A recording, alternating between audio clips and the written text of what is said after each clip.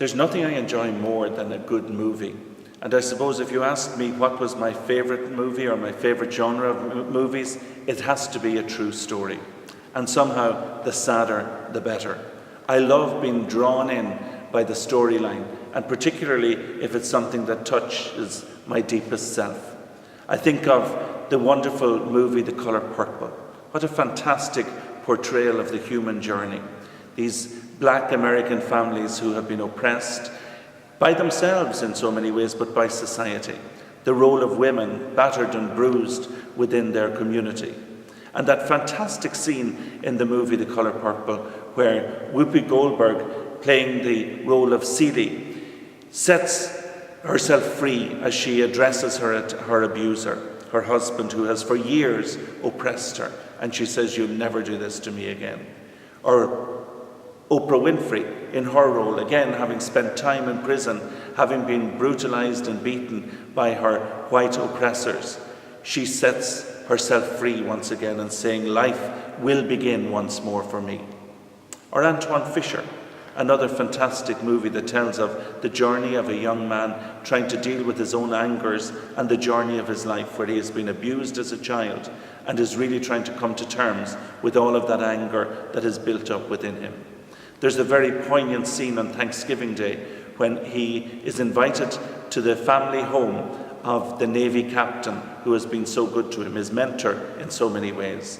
And he goes into the drawing room to him and presents him with a little poem and asks him to read it. And as the Denzel Washington character is reading out that poem, who will cry for the little boy? Antoine himself takes over the telling of the poem. A very moving, well-owned story that tells the truth of his own life. During the coming week, we are going to be given an opportunity to journey in a very real way through the passion and death of Jesus Christ. It's a scene that we're all very, very familiar with, and yet perhaps we don't ever get the chance to truly own the roles that are involved.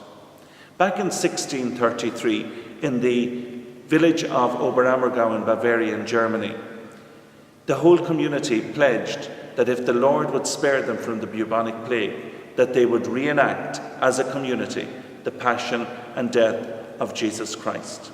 And so since then, every year ending in a 0, they have produced this play. 2,000 villagers took part in 2010. All of them prepared in the role, owning the roles that they were going to be involved in.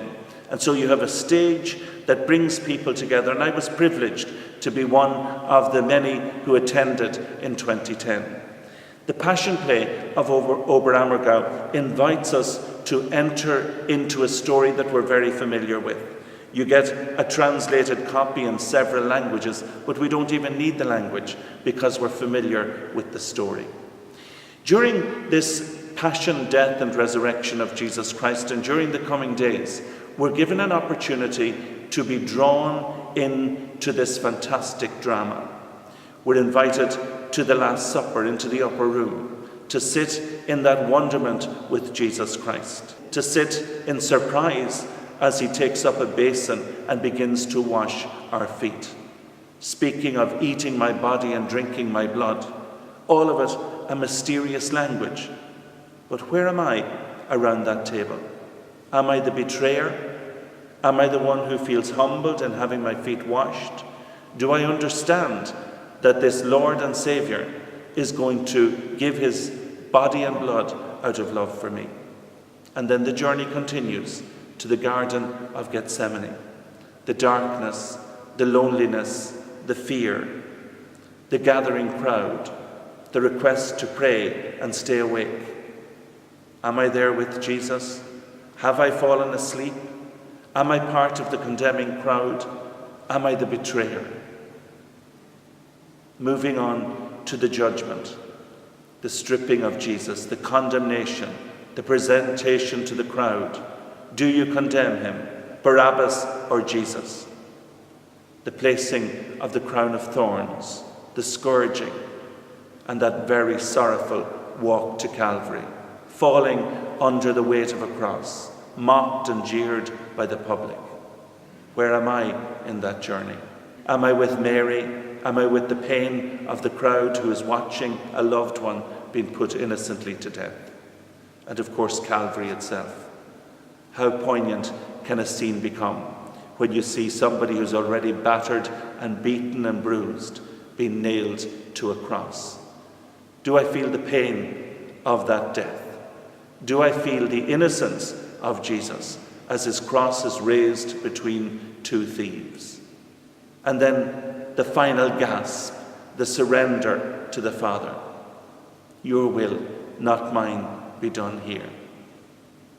The taking down of the body of Jesus into the arms of a broken-hearted mother and friends who have gathered in fear and now in heartbreak. And then Holy Saturday, the laying in the tomb. Is it all over? What was it all about? We're sitting in complete darkness and wondering, where am I in this story? Over the next few days, allow yourself to take up your role as a baptized member of our church. Take on your part in the passion play of Jesus Christ and try to enter deeply into the mystery of the love that our Saviour has for each one of us.